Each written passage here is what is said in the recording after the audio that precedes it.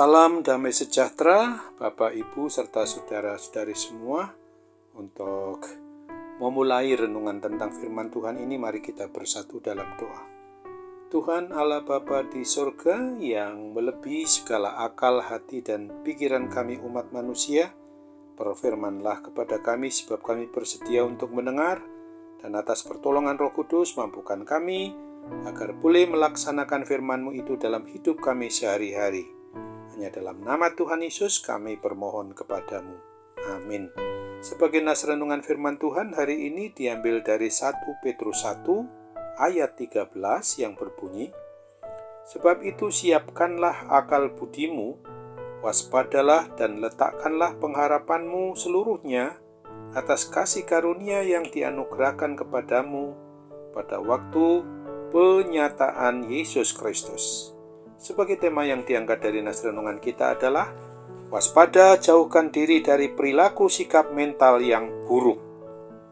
Mempunyai sikap mental toksik atau sikap mental yang buruk adalah cara berpikir keliru yang dapat merusak hidup kita dalam jalinan hubungan antar sesama di komunitas di mana kita berada, sama seperti racun yang dapat merusak tubuh kita.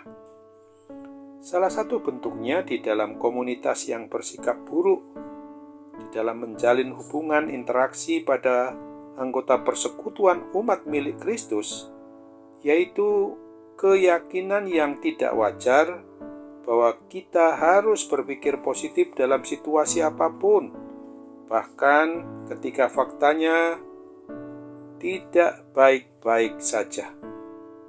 Di dalam surat Rasul Petrus yang ditujukan kepada jemaat maupun umat Kristen yang berada di perantauan yang berasal dari Yerusalem tentang mental atau pikiran yang positif baik, tetapi yang dimaksud olehnya bukanlah positif berperangai buruk.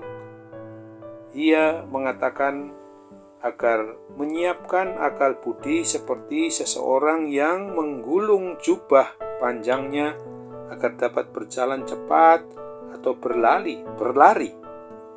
Ia melanjutkan dengan waspadalah. Kata waspada ini sebenarnya yang dimaksudkan adalah jangan mabuk, jangan menjadi tidak normal akibat pengaruh minuman anggur adalah kebiasaan umum yang terjadi pada masa itu. Tentu mabuk yang dimaksudkan tidak sekedar mabuk anggur, tetapi maksud penulis surat Petrus ini secara lebih mendalam adalah jangan membiarkan pikiran berkelana kesana kemari sehingga teracuni hal-hal yang mengganggu iman percaya sebagai umat Kristen, bahkan membuat umat Kristen itu sendiri jatuh ke dalam berbagai macam dosa pelanggaran. Seorang yang menuruti hawa nafsu adalah seorang yang akal budinya sudah dibajak oleh hawa nafsu dirinya sendiri. Inilah hal yang buruk yang diingatkan oleh Rasul Petrus ini, sehingga di 1 Petrus 4 ayat 7 juga dinyatakan, karena itu kuasailah dirimu dan jadilah tenang supaya kamu dapat berdoa. Penulis kitab 1 Petrus ini mendorong kewaspadaan rohani dalam hal doa-doa umat yang beriman percaya kepada Kristus, sehingga juga dinyatakan di 1 Petrus 5 ayat 8, sadarlah dan berjaga-jagalah, lawanmu si iblis berjalan keliling sama seperti singa yang mengaum-ngaum dan mencari orang yang dapat ditelannya. Ia mengingatkan agar kita waspada dan siap sedia untuk melawan si jahat supaya kita jangan sampai jatuh dalam perangai buruk. Pada ayat 15 ia mendorong pembacanya, hendaklah kamu menjadi kudus di dalam seluruh hidupmu sama seperti Dia yang kudus yang telah memanggil kamu. Kunci keberhasilan semuanya ini ada pada mental atau pikiran yang berfokus pada kebenaran firman Allah. Pikiran benar akan membawa pada hidup yang benar pula. Sikap mental, hati, dan pikiran atau akal budi adalah kunci pada kehidupan kita setiap hari. Hidup bisa jadi benar atau salah bergantung pada akal budi kita. Apa yang hendak diutamakan dalam pikiran kita, itulah yang mengarahkan tujuan dari hidup kita ke depan. Itulah sebabnya di dalam Roma 12 ayat 1 dan 2, Rasul Paulus menekankan transformasi akal budi. Tanpa adanya transformasi hati, jiwa, dan akal budi kita umat manusia, maka pasti hidup kita akan menuju arah yang salah dan menjadi sia-sia belaka. Jangan biarkan diri kita hidup dengan mental yang buruk, tapi segeralah berubah. Karena bagaimanapun kita akan menyambut kedatangannya kembali kelak yang tidak pernah diberitahukan sebelumnya kepada kita. Amin.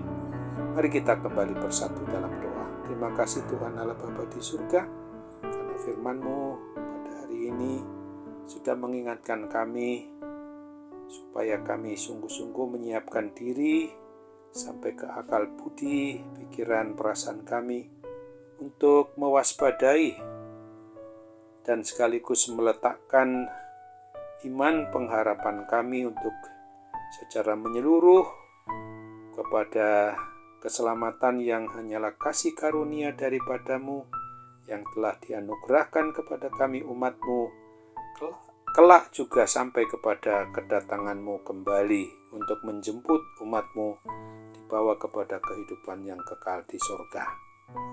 Tolong kami Bapa untuk sungguh-sungguh mau memperlakukan hidup ini untuk tidak bermental buruk di dalam melaksanakan seluruh aspek dari kehidupan kami.